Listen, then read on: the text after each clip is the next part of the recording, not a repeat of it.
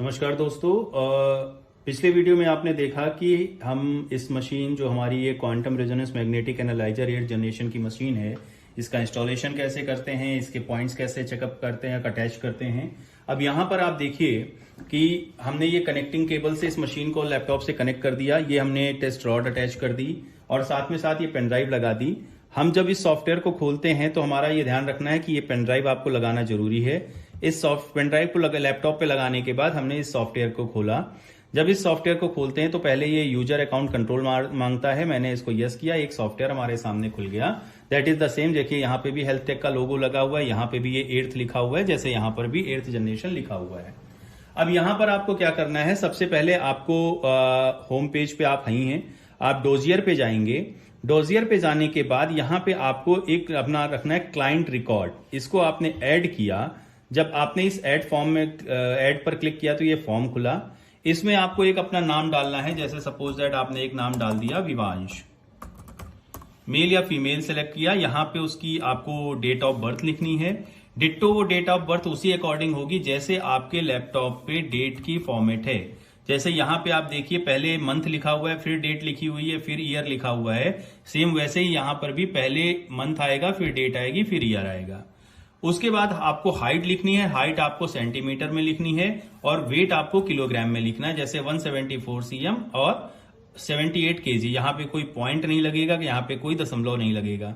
इसके बाद चाहो तो आप बाकी की चीजें छोड़ सकते हो, अदरवाइज यहाँ पे भी आप अपनी डिटेल डाल सकते हो। जैसे ये मैंने अपनी कंपनी का नाम डाल दिया, विवांश इंटरप्राइजेस, और एड्रेस लिखना चाहो या आप रिमार्क्स लिखना चाहो, जैसे हमने अपना ये मोबाइल नंबर डाल दिया इसमें। इसके बाद आपने इसको सेव कर दिया। सेव करने के बाद ये आपका एक पूरा इसका सेगमेंट आ गया, पूरा आपकी ये डिटेल आ गई। इसके बाद आप इसको क्लिक करने के बाद आप डायरेक्ट टेस्टिंग पे क्लिक करिए। टेस्टिंग पे क्लिक करने के बाद आपकी ये ब्लैक स्क्रीन खुल जाएगी। आपने इसको स्टार्ट किया। स्टार्ट करते वक्त आपको ये ध्यान में रखना है कि जब भी किसी पर्सन को आपको जब रॉड पकड़ानी है तो उसको मेल फीमेल या लेफ्ट राइट के चक्कर में ना पड़ के उसके नॉन वर्किंग हैंड में रॉड पकड़ानी है। मतलब जिस हाथ से वो काम नहीं करता, जैसे मैं सारे अपने काम दाहिने हाथ से करता हूं तो मुझे ये रॉड बाएं हाथ में पकड़नी चाहिए।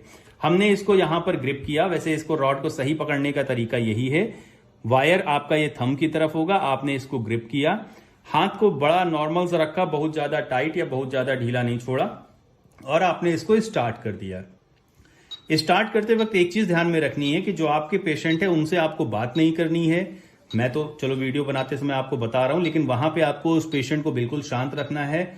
और दूसरी बात यह है कि कई बार लोग ये कहते हैं कि हो सकता है ये मशीन ऑटोमेटिक चल रही हो, तो आप उस समय इस रॉड को छोड़ के दिखा सकते हैं कि आपने ये रॉड छोड़ दी। जब तक इस रॉड को टेम्परेचर और प्रॉपर इलेक्ट्रोमैग्नेटिक फील्ड नहीं मिलेगा एज ए इनपुट, ये रॉड आगे नहीं चलेगी। उसके बाद आप इसको ग्रिप करिए। जब आप इसको पकड़ेंगे, इस मशीन को, इस रॉड को टेम्परेचर मिलेगा तो ये मशीन आगे की तरफ रन करेगी। नॉर्मली टाइम इसमें 60 सेकंड का लगता है, पर्सन टू पर्सन डिपेंड करता है। 10-15 सेकंड ज्यादा लगते हैं। इंडिकेटर जो हमारा ये होता है ये 60 सेकंड का होता है।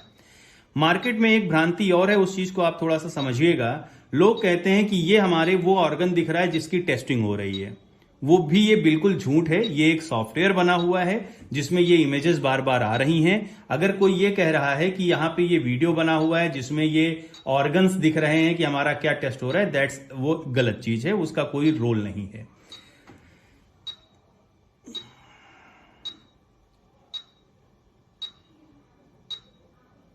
ये आपकी प्रॉपर स्क्रीनिंग, ये 60 सेकंड आप देखिए, मशीन पे भी 60 सेकंड दिख रहा है। ये 60 सेकंड बाद ये अपने आप रुक जाएगा। उसके बाद आप इसको ओके लिखिए। ओके करने के बाद आप चाहो तो आप इस रॉड को छोड़ सकते हो और उसके बाद इस सेव बटन पे क्लिक करेंगे। सेव बटन पे क्लिक करने के बाद आप इस पेज पे आ जाएंगे जहां पे आपने किसी भी पर्सन का टेस्ट जिसका किया है वो किस डेट को और किस टाइम पे किया है ये यहां पे दिख रहा है। इसके बाद आप यहां पे इसको गेट रिपोर्ट करिए।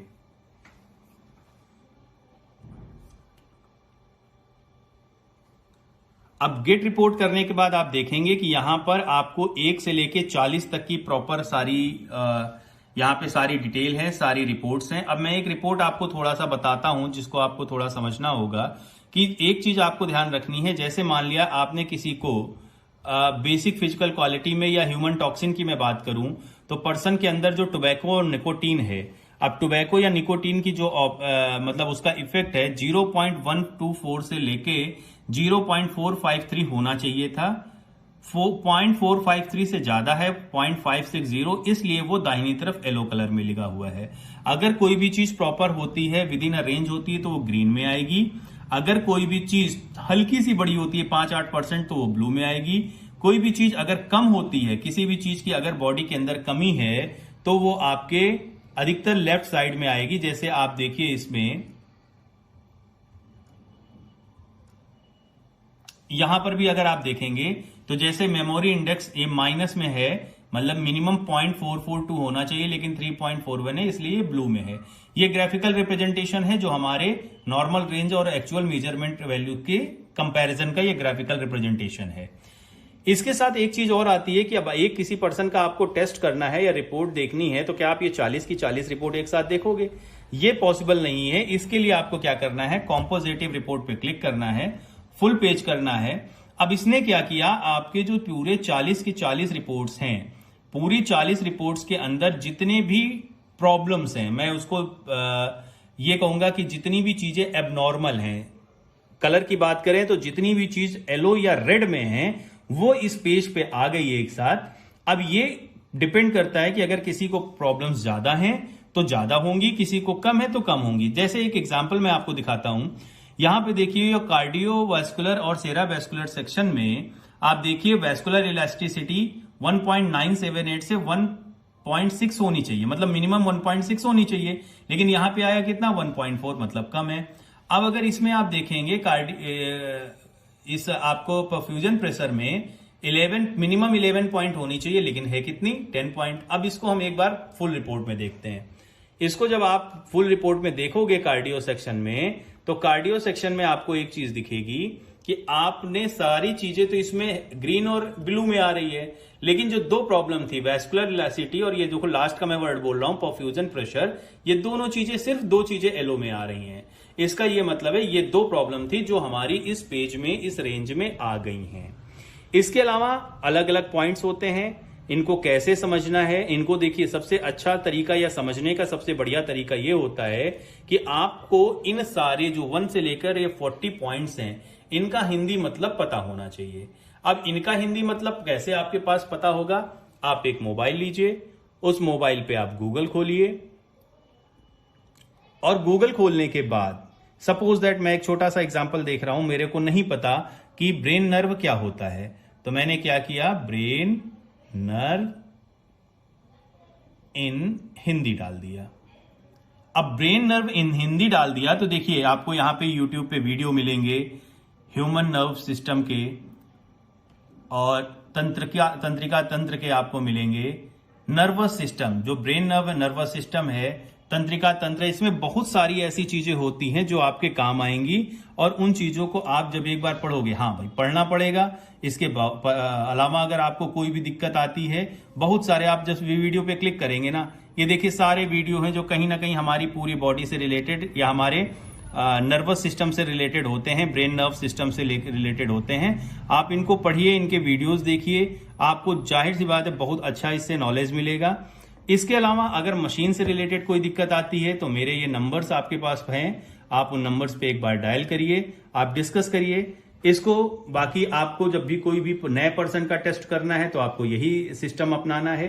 सपोज दैट आपको किसी पुराने पर्सन का टेस्ट करना है, मतलब एक पर्सन है जो हफ्ते 10 हफ्ते 15 दिन पहले आपके पास आया है, तो आपको उस लिस्ट से उसका नाम खोजना है, और उस नाम को खोजने के बाद आपको केवल क्या करना है, एडिट करके, क्योंकि वेट सबका अलग अलग होता है, हो सकता है कि आपके पास वो 20 दिन बाद आया हो, उसका वेट 2 किलो कम हो गया हो, तो आपको वेट उसका अपडेट करना है, और वेट को अपडेट करने के बाद आप फिर से वही टेस्टिंग वाला प्रोसेस कर सकते हैं। इस तरीके से आप इस मशीन को चला सकते हैं। फिर भी आपको कोई समस्या आती है तो आप मुझसे बात करिए, मेरे नंबर्स पे बात करिए, मैं आपको पूरा सपोर्ट करूंगा। बाकी जाहिर सी बात है, लास्ट में मैं ये कहूंगा, मशीन को खरीदने के लिए हमारे रीजनेबल प्राइसेस आपके पास हैं, आपको मिलेंगे, आप एक बार बात करिए। इस मशीन को क्लोज करने का, अब आपने टेस्टिंग कर ली, कंप्लीट हो गया, तो सबसे पहले आप इसको एग्जिट करेंगे। एग्जिट करने के बाद जब आपका सॉफ्टवेयर बंद हो जाएगा, तब आप इस डोंगल को निकाल के रखेंगे, और इसके बाद से आप इस सिस्टम को निकाल के रखेंगे। बाकी पैक करना आपको आता ही है। Thank you.